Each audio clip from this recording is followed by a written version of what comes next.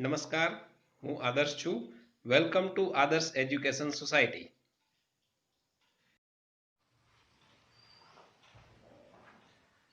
Hello students, today we will study the question number 6 of exercise 8.1. This is the topic of standard 9 chapter number 8 quadrilaterals. So what is the question? Question is diagonal AC of a parallelogram ABCD bisects angle A, so that first thing that it also bisects angle C, and second thing we have to prove is that ABCD is a rhombus. So first thing that we have to prove is that AC bisects angle C. Here we have given that AC diagonal is bisecting angle A. That means this angle BAC and this angle DAC, both angles are equal. We have to prove that these two angles are also equal, so that we can prove that AC bisects angle C. Right? So the given thing is that we have given that BAC. So let us write down that here we have given that angle BAC is equals to angle DAC. DAC. Right? Give it equation number 1. Now we know that we have given that ABCD is a parallelogram. That means this AB side is parallel to CD side and AD side is parallel to BC side. Right? That is the basic property of the parallelogram. So here we can write down that AB is parallel to DC, and if we consider AC as a transversal, AC is transversal, then what will happen? See, here AB and DC are parallel, AC is the transversal, so one of the Z is formed here. See, this Z, that means this angle and these angles will become equal, right?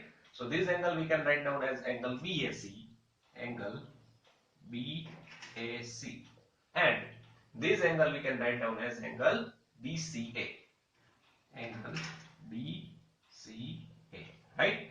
By which property we can write down this? We can write down according to the alternate interior angle property. Give it the equation number 2. In the same way, BC and AD, BC and AD are also parallel and AC is transversal. So here we can write down that BC is parallel to AD, and again AC is transversal, right? AC is transversal. So here this type of Z is formed here. See that this and this, right? This means this angle and these angles are also equal. So this angle we can write down as angle DAC, angle DAC, and this angle we can write down as angle BCA, angle BCA. This also we can write down according to the alternate interior angle property and give it the equation number 3. Now see, notice the equation number 1, 2 and 3. In equation number 1 there is a BAC. BAC is equals to DAC. In equation number 3, DAC is equals to BCA, and in equation number 2, BCA DAC is equals to BAC, and BAC is equals to BCA. That means all these four angles are equal. So from 1, 2 and 3, from question number 1, 2 and 3, we can write down that angle DCA, this angle DCA is equals to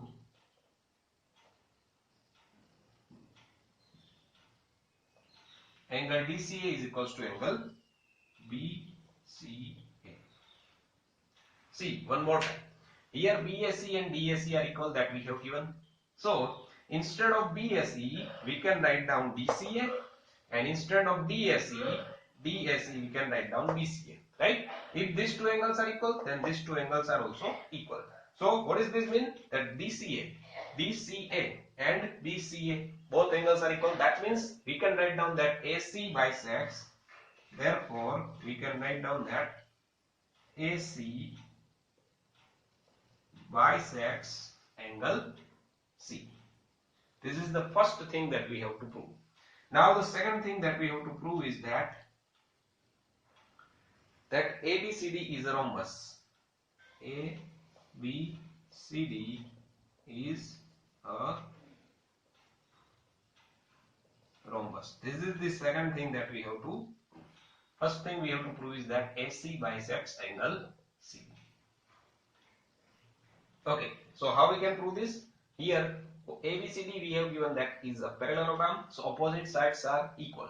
So we can write down that side AB is equals to side CD. In the same way, side AD is equals to side BC, right? Give it the equation number 4. So opposite sides we have written down that they are equal, right? We just have to prove that the adjacent side are also equal. Either we can prove that AB is equals to BC, or we can prove that BC is equals to CD, or we can prove that this side and this side are equal, or we can prove that these two sides are equal. Any two adjacent sides we have to prove that they are equal. So how we can do this? See, consider one of the triangle, either triangle BAC or triangle DAC. Let us consider triangle BAC. So in triangle BAC, if we consider this triangle BAC, then here we can write down that this angle and these angles are equal. See, angle BCA is equals to angle BAC. This angle BCA and BAC, both these angles are equal. How we can write down this thing? See, here we have BAC. BAC is equals to DAC and DAC is equals to BCA. So from equation number 1 and 3, as BAC is equals to DAC and DAC is equals to BCA, that means these two angles are equal. That we have write down here, that BCA is equals to BAC. So this we can write down from 1 and 2, right? From equation number 1 and 3. So if in a triangle, if the two angles are equal, then their opposite sides are also equal. So the opposite side of BCA, opposite side of this angle is AB, and opposite side of angle BAC, this angle, opposite side is BC. BA is equals to BC, right? This we can write down that sides opposite to equal angles are equal, right? This result we can give it the equation number 5. Now see, AB is equals to CD, AB is also equals to BC, and BC is equals to AB, right? That means all these four sides are equal. So from equation number 4 and 5, now we can write down that AB is equals to BC, AB is equals to BC, BC is equals to AD, BC is equals to AD, and AB is also equal to CD. AB is also equal to CD. That means all the four sides here we have proved that they are equal. So now we can write down, therefore we can say that, what we can say that ABCD is a rhombus, right? And that is, we have to prove that ABCD is a rhombus, right? Okay, so now let us study the question number 7. Here we have given that ABCD is a rhombus, so that diagonal AC bisects angle A as well as angle C, and diagonal BD bisects angle B as well as angle D. First of all, we have drawn we have taken ABCD is a rhombus. One diagonal we have drawn, that is AC. We have to prove that these two angles are equal and these two angles are also equal. That AC bisects angle A as well as angle C. So what we can do here is that we have given that ABCD is a rhombus. That means all four sides of this rhombus are equal. So we can do one thing here is that consider one of the triangle. Suppose we consider triangle ABC. So in triangle ABC, we know that AB is equals to BC because it is a rhombus. So all four sides are equal. So AB is equals to BC. Now opposite angle of AB. Opposite angle of AB side is this, that is BCA. So angle BCA is equals to opposite angle of BC, that is this angle. So BAC, angle BAC. Right? This give it the result number 1. This we can write down that angle opposite to equal sides are equal. Right? This result we have find from this angle opposite to the equal sides are equal.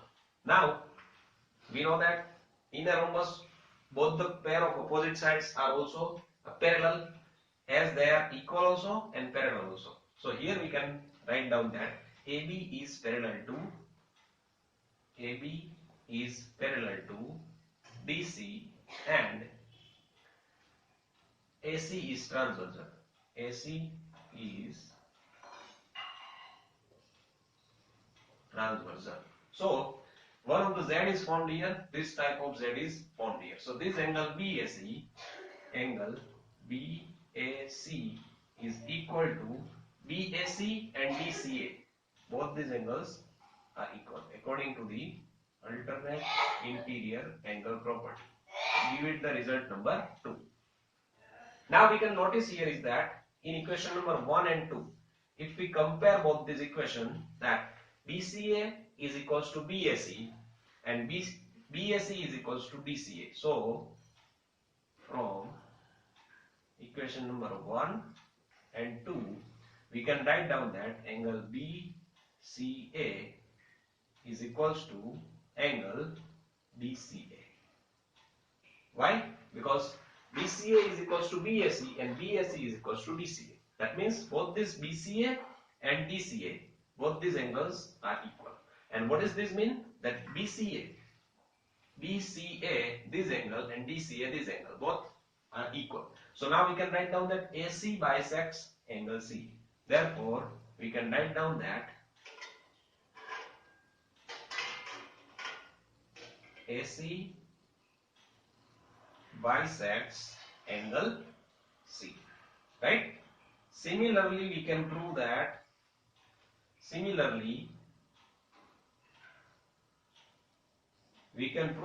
AC bisects angle A. Right? This is the first thing that we have to prove, that diagonal AC bisects angle A and angle C. Here we have considered this triangle first of all, that is ABC. Then we prove that this angle and these angles are equal. And according to the alternate interior angle property, we prove that this angle and these angles are also equal. That means these two angles are equal. That means AC bisects angle C. In the same way, if we consider this triangle, then what will happen? This angle and this angle will become equal. And according to the alternate interior angle property, one of the Z is also found here. So this angle and these angles are also equal. That means this AC bisects angle A also. So similarly we can prove this thing. Now the second thing we have to prove is that BD if we join this diagonal BD, then what will happen? Again, two triangles are formed here. One is ABD and one is CBD. ABD and CBD. So here also we have to prove that BD bisects angle B as well as angle D. So let us consider this triangle ABD. So in triangle ABD, we know that AB is equals to AD.